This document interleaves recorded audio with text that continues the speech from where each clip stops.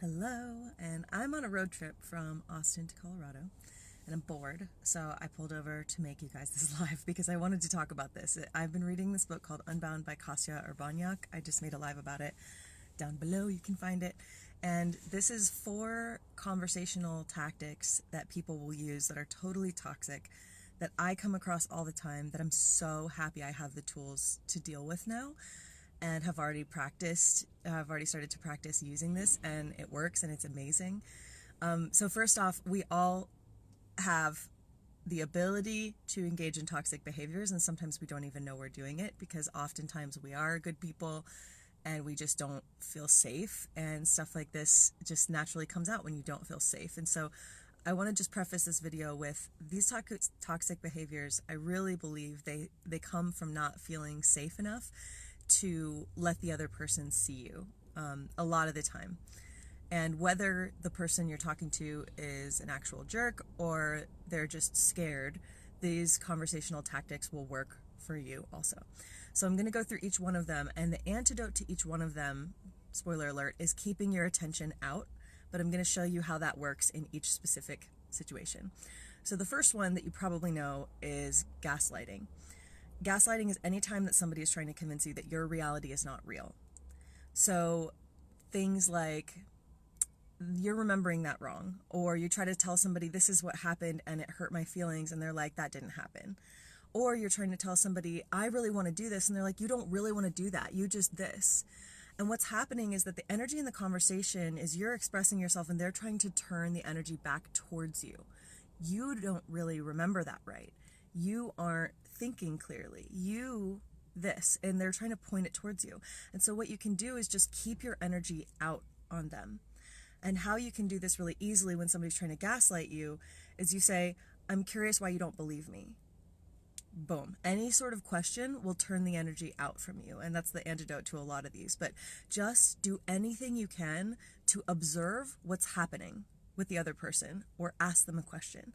So when somebody's like, you don't really want that, to be like, it's interesting, I'm noticing that you don't believe that I want that. I am noticing that you seem defensive. Is this true? I'm noticing that you feel this way. Is that right? You don't seem to believe me. And anything you can say that is in you language, it's going to get the energy in the conversation moving back towards the person you're talking to. And then when that happens, if you can successfully do that, it might take a couple tries of reflecting something back at them, but eventually they're going to go inside and kind of do some assessment on what is happening. Well, yeah, I don't think you really want that because this happened last time that you wanted that. And I'm like, oh, I'm noticing you feel a little scared that this is going to happen again if we follow my desire. Is that true? And then they're processing their own emotions because they're being turned back in. And then once you locate it, you can approve of it. I understand why you'd be scared about that. That doesn't feel good when that happens. So how can we make that not happen again? What's their vision for what they actually want? And then how can you enlist yourself as an ally in getting there? Okay, so that's the first one, gaslighting. I'm just going to go through all these really quick. If you want to know more, let's talk about it. The next one is ambiguity. And this is something that women come up against a lot, where we can't quite locate what the other person's intention is. And maybe they say something like an off-colored sexual comment, implying that if they're going to help you out, you might owe them a favor. And we don't really know what to do about that, because if we just come out and be like, I'm not going to have sex with you for this, they're going to be like, whoa, whoa, whoa. Who's talking about sex? When really you know that they were? And so what you can do, again, is put the energy back on them and ask them a question. Oh, you're going to need to give me a favor if I do that for you. It's interesting. Are you talking about... I say it's interesting. It's not interesting. Do you mean to imply that I'm going to owe you a sexual favor after this? Bam. Oh, no, that's not what I implied. Oh, good. So what you're saying is this isn't going to be a sexual favor that I owe you because of this? I'm so glad you're willing to help me out without it being a sexual favor. And then they're just like, yeah, aren't we so glad about that? It's turning the energy back onto them with a question. Maybe they say something like, I think that's a efficient enough example for this. Let's move on. The next one is, so ambiguity, gaslighting. I already told you this a million times. I hate this one. I hate this one so much.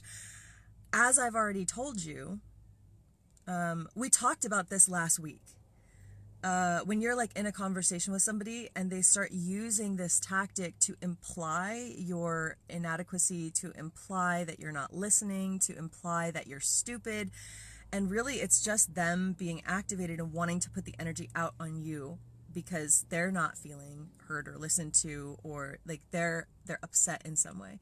So what you can say about that is, I'm noticing that now you'd like to talk about what happened last week. Is it true that you would like to talk about the ways in which I haven't been hearing you? Is it you seem like you don't feel heard right now. Is that true? You just, anything you can do to get the other person to start reflecting on what it is actually happening for them and what it is they actually want. Because when you can do this and you can ask enough questions and you can continue to keep your energy out, and it's really hard because women, we're conditioned to bring our energy in. They're like, man, you haven't heard me. I've talked about this a million times. Don't you remember what happened last week? We're like, oh, do I remember what happened last week? And we go in and we start thinking about the impact. Even if we're just angry that they're saying it, we're not even reflecting on if they're right. We're just angry. We still are going in because we're in our own process. And we need to keep the energy out if we're going to be able to have any influence on where the conversation goes. So resist the urge to go in and self-inspect and reflect on yourself. If you know yourself well enough, you probably are doing enough of this anyway. So if you're in a conversation like this, keep your energy out and just ask them questions and try to locate what's important to them. What are they protecting? Oh, thank you, babe. Mwah. Okay, so the last one, what is the last one? Gaslighting. I already told you this a million times. Ambiguity. And what is the last one? Oh, third party. Bringing in a third party about this. So when you're in a fight with somebody and they're just like, people always say this, or you made everybody else really uncomfortable. Oh, I had a fight once that spanned from that and I fucking hated it. I'm just like, nobody else is uncomfortable. You are. But that feels like an attack when you just like put it back like that.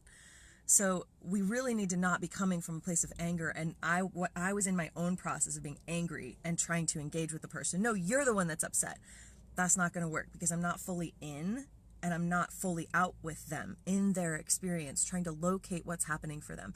So keep your energy out. If they're like, the church says this, it's like, does it really matter to you what the church says? Is that really important to you right now? Boom, energy's out. They're starting to deflect or go back inside about what's happening to them. What else could you say? You know, everybody knows this. I'm seeing that this is really important to you. Is that true? That I agree with you on this topic? Is that true? Do you really believe that everybody on earth feels the same way about this? Anything that you can get, not coming from your own internal process, but genuinely trying to locate what are they protecting by not being willing to own what's actually happening for them. You can even ask them, just observe their emotional state when they say it. Everybody knows this. You seem really frustrated right now. Is that true? Can you tell me more about why you're frustrated? Maybe they're like, no, I'm not frustrated, when they clearly are. I'd say, well, is it fair to say you're upset? Can you tell me more about why this is so upsetting to you? And just getting them to internally reflect on what's going on for them. And the point of doing this isn't just to dominate the conversation and become a tyrant. The point of doing this is to locate and help them feel safe in what's actually going on for them. Because when they feel like you are an ally, then you can enroll yourself in their vision for what they actually want. What are they protecting? How can you make yourself a friend and an ally in that protection of that thing that's important to them? Anytime that there's resistance in a conversation and somebody's telling you no or trying to like very aggressively put the energy back out onto you, it's because they're protecting something that's important to them. So if you keep your energy out and you don't go into your own process, that's going to allow you to illuminate with them what is important to them and come into cohesion on that place, and then you can move forward. But this is how you access your own influence. This book by Kasia Urbank isn't the only source that I've used for this material. There's also another book called Bulletproof. I don't remember. But this is my obsession, is understanding the subtle energy behind everything that we do, not just conversation, but even in these examples. Imagine how useful this is in business. Imagine how useful understanding the energy dynamic between two people going in and out would be during sales.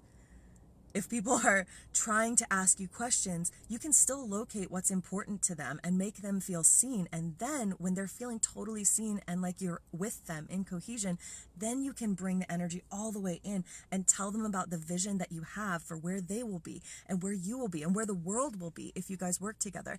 And it's not manipulation, it's just understanding the energy between two people and how it flows. This is my mastery, is getting clear on the subtle energetics about what's happening all the time, and not just with other people, but what's in you. So the blocks and the contractions that your own body has around your self-worth, around your purpose. What are you not actually asking for in your life that you deeply, deeply want? Are you really connected to your desire? And let's get you there, because I've spent the last 2 years in my entrepreneurial journey just figuring out what actually is important to me and what actually lights me up and what I actually want, and then how to bring that to the world. So not only did I need to learn the strategy, but I needed to learn everything about how my energy was running. And so I'm doing a course in January that teaches all of this. No matter where you're at, we can take you from there to a point where you are selling an amazing offer, something that you really, really care about, and it feels good the whole time. If you're just like, but I can't do that because I hate this part of business. Well, you don't have to do it. We tell ourselves all of these stories about how it has to be and how it has to look and the things that we've been told. And what if the reason that you're not succeeding yet is because you haven't allowed yourself to have the dream that you actually want to have about how it can look and how it can be and how the journey is. And this is what I really, really want, is to get you to a point where you own your personal power to create what you want to create exactly how you want it. So if you want to be a part of that container, let's talk. It starts in January. I'm really fucking excited about it.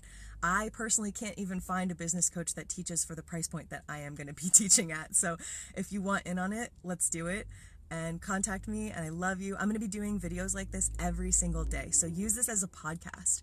I'm going to be doing videos every day starting on the new year, teaching about energetic strategy and business and how to communicate with yourself and with your clients and go deep into yourself. So this content is going to be either here or on my personal page. And again, just tune into it like a podcast. I would love to have a conversation with you. Ask me your questions. I'm a free resource for anything you need in terms of somatics and body-based communication and business. So, love you. Talk to you soon.